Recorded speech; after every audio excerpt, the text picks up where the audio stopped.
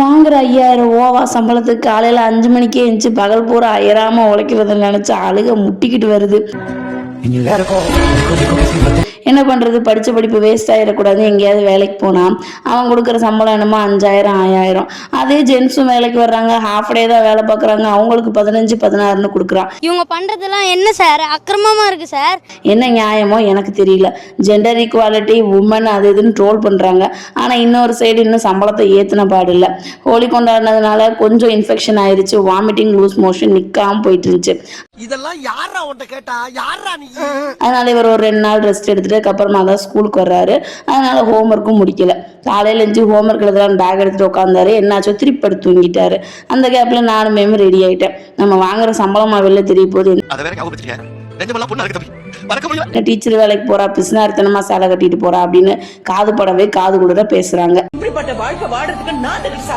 என்ன பண்ற தலையெழுத்து.